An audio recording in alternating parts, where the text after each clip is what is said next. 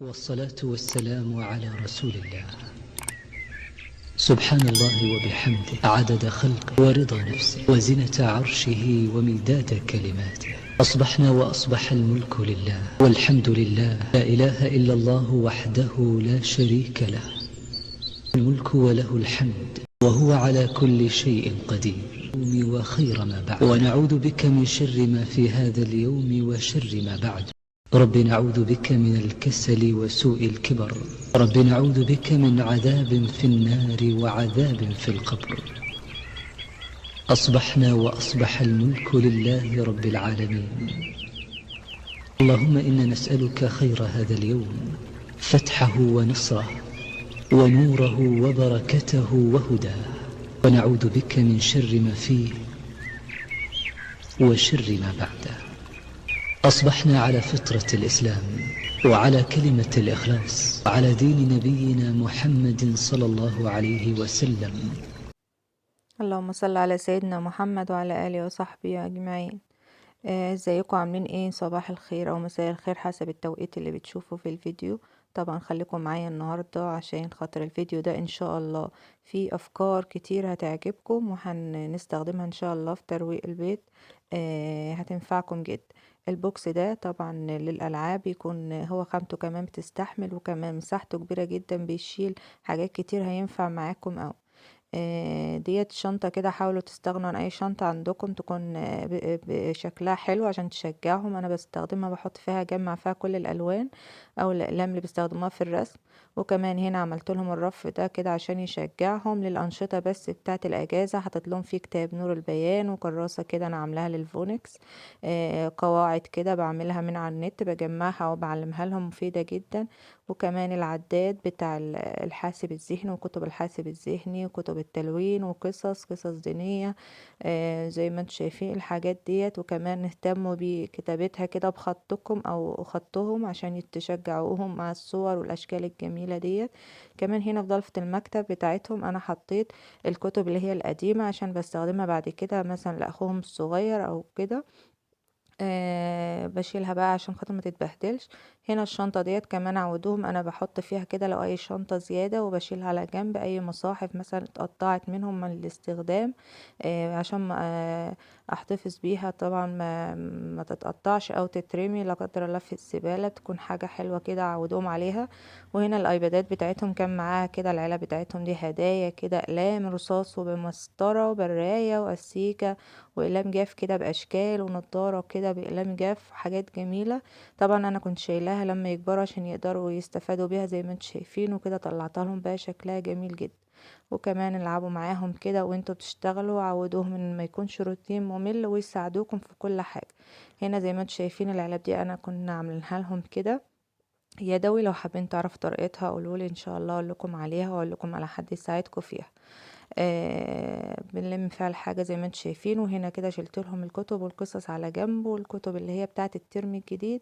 في سبت من الأسبات دي كانت عندي، بتاعة فريزة القديم، استخدمتهم كده. ممكن تجيبوا بوكسات تانية، أو لو عندكم حاجة تنفع كده تكون كويسة وخامتها حلوة بتنفعكم أوي تستخدموها. وكمان حطيت في بوكس منهم الكتب اللي هي القديمة للترم الأولاني عشان لو احتاجوها في الترم التاني على ما السنة تخلص، وببدأ أشيلهم برضه. هنا كمان اللي كانت الايبادات بتاعتهم بوريهولكم شكلهم حلو اوي، وكمان استخدامهم جميل. هاتوهم بينفعوا كمان، بيستحملوهم. حلوين اوي، كمان عليهم برامج تعليمية وكمان شكلهم تحفة. هنا كمان الاجندات ديت بس انا لقيتها كبيرة عليهم فشلتها وجبت لهم ديت، هي كمان عملية وجميلة لكن شلتها شوية عشان يحاولوا يعرفوا يعتمدوا على نفسهم ويحافظوا عليها. كمان استخدمت الرف ده في ان انا اشيل في الشنط، طبعا شنطهم كتيرة كانت عاملة ازمة، فاستخدمته كده عشان خاطر ما اكترش الحاجات او اكتر الاماكن، ويكون في نفس الوقت استغلنا الرف وما عملناش زحمة في الأوضة. ده كمان الاستندات بتاعتهم بتاعة الامتحانات بتكون شكلها جميل كده وخامتها حلوة. بتحط هنا الورقة كده بتاعة على الاستند وبتكتب عليها، وكمان بتشجعهم بتعودهم على الامتحانات. هنا ديت الترابيزات بتاعتهم انا جايباه كده لاخوهم الصغير، واحده اللي هي البلاستيك دي طبعا باللون اللي بيحبوا، بقى في منها كمان الوان كتير لو حبيته، وجايبه لهم هم اللي هي الخشب دي عمليه كمان وجميله. والشنط دي انا عاملاها لهم بجيبه جينز كده كانت عندي. عندكم حاجه ما بتلبسوهاش وتكون خامتها حلوه تستحمل اعملوها، وعلى فكره جميله جدا، وبتبقى حاجه مشجعه جدا وحلوه بتستخدموها، بتنفع بتعملوا منها الشكل اللي انتوا عايزينه. كمان حاطط لهم شنطهم كده على جنب، شنط المدرسة اللي بيغيروا فيها مثلا لما واحدة تتغسل، والترابيزات بتاعتهم بتكون على جنب. دي كانت صورهم انا كنت عاملاها لهم، طبعا اخترت لهم اللبس والشوزات والاكسسوارات وكل حاجة، وكمان كنت عامله لهم شعرهم في البيت، كان شكلهم جميل جدا. بدأنا بقى كده وروقت التسريحة كمان بتاعتهم، حطيت لهم فيها الجلادات والحاجات والستيكر والتيكيتات اللي بيستخدموها، وظبطت لهم كل حاجاتهم كده. وبدأنا بقى طبعا اهم حاجة الترويق، عايزة اقول لكم هو اللي بياخد وقت، والترتيب كل حاجة في مكانها وتنظيفها. يعني هو بيبقى التنظيف عميق، انا كده بحب استخدم المكان اللي بحب بنضفه هو، بس بنضفه تنظيف عميق بقى من تحت لفوق، بشقلبه كله كده، بيكون كل حاجة اتمسحت واتنضفت واتلمعت فيه، بيكون المكان ده خلاص اتشال من دماغي ان هو نضيف ومرتب. ممكن بعد كده وانا بنضف اي مكان بقى اقعد فيه ارتاح فيه نفسيا، او افصل فيه، او اخلي ولادي فيه اكون مطمنه عليهم. انا هنا اول حاجه هبيت الاوضه كده ونضفتها، طبعا زي ما انتوا شايفين انا عامله الرسمه ديت بتاعه السما، شكلها جميل كده ومريح للاعصاب. وبعد ما هبيت بقى السقف كده والحيطان، بدأت بقى نضفت الخشب كده بفوطة، بعد كده هبدأ ألمعه تاني، ونضفت كمان لو عندك تحف أو أي حاجة في السقف أو في الحيطان بتعمليها، والاستيكرات كمان نضفت الشبابيك والبلكونات والسلك بتاعها من بره بالفوطة وكمان بالفرشة. ظبطت كل حاجة كده على جنب كده، كل حاجة جوه مرتبة، والحيطان وكل حاجة التراب كده اتشال من كل حاجة في المكان. هنبدأ بقى ندخل بعد كده على المسح. هنا طبعا حبيت اعمل الغدا، لان انا يعني في الطبيعي ما بحبش اعمل الشغل العميق ده، التنظيف العميق، الا لما يكون عندي اكل، يعني ببقى عامله حسابي من قبلها عامله اكل كتير عشان خاطر يتفضل عندي غدا لتاني يوم، عشان ما تشغلش والوقت يضيع مني واخد راحتي في التنظيف. لكن هنا بقى للاسف ما كانش في وقت، فطلعت السمك ده كده كنت فاتحاه وطلعته حطيته في ميه بقى عشان لما اخلص وقت يكون جاهز معايا، يكون نزل الدم اللي فيه، وابدا بعد كده اغسله واشتغل فيه على طول. حضرته كده قبل ما اخلص، وبعد كده بدأت اخدت الفرش بتاع الغسالة العادية طبعا، لان انا كنت سايباه بقى بيتهلك، الولاد كانوا بيلعبوا في الأوضة ديت، فكنت عايزة اغسله غسلة صح، اللي بقى حاجة مش نظيفة او عايزة اغسلها غسلة كويسة بحطها في الغسالة العادية مع مسحوق بقى اليدوي والفانش والكلور والحاجات دي، هي اللي بتنضفها بصراحة عن الغسالة الاوتوماتيك، هي اللي بتدخل في دماغي يعني غسلها وبيعجبني. كمان الصابون اللي هو اليدوي ده بيكون جميل جدا، بحطه في الغسالة بيفرق معايا اوي، بيبيض الهدوم بيديها لون ولمعان رهيب. هنا كمان مسحت نفضت المراتب ومسحتها بالمساحة ديت، عايزة اقول لكم جميلة جدا. تعملوا ممكن فوط فوطة منها للفرش او الارضية، او مثلا فوطة للحيطان والفرش وفوطة للارضية. ممكن كمان لهم بديل، بتجيبوا فرش فوط زيادة كمان بتكون جميلة جدا. هنا خلاص مسحت المراتب والحيطان، وفتحت بقى الشبابيك ونفضت كل حاجة فوق عشان خاطر تنشف، والمراتب تنشف، وبعد كده بقى اشوف الارضية. فكل حاجة كانت محطوطة على الفرشة هنا، فانا بشيلها بقى كده بالراحة عشان خاطر مع الفرشة على الحاجة اللي مسحناها.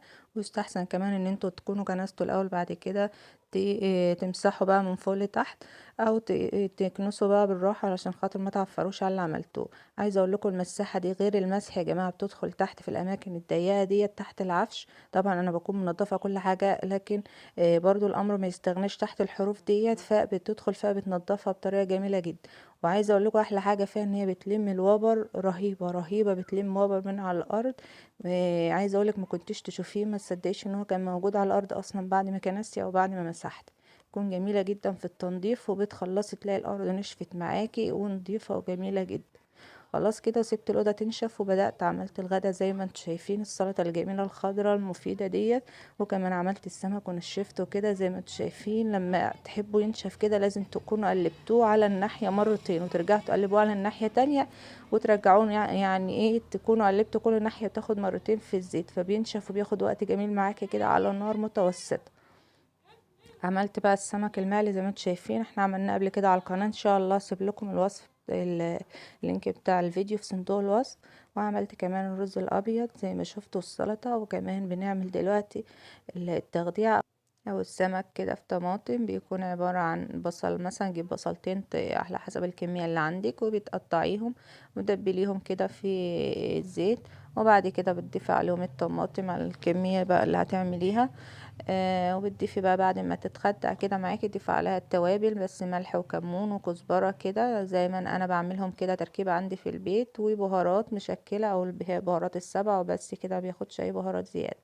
وبعد كده بتنزليه النار، بتغطي عليه، ما بياخدش 5 دقايق وتقلبيه وخلاص، بيبقى بالشكل النهائي زي ما شفتوا كده. شايفين الغروب في الشباك كان شكله جميل ازاي؟ طبعا احنا هنا خلاص كنا بعد المغرب، فخلاص هنا بقى بدأت فرشت المراتب كانت نشفت.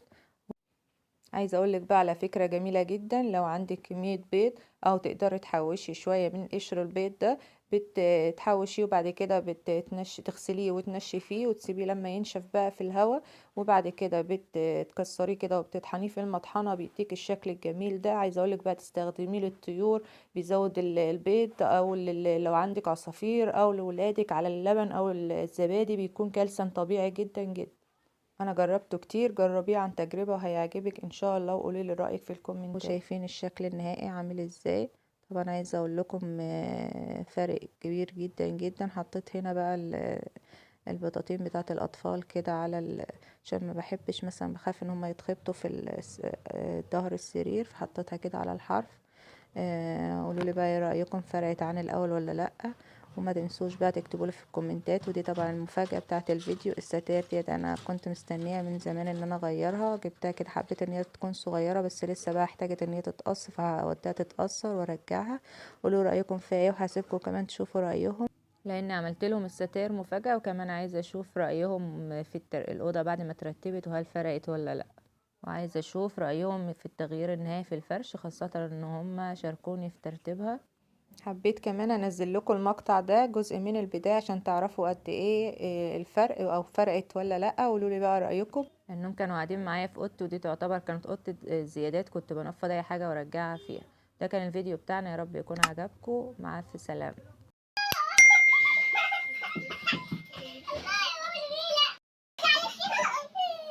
ايه رايكم؟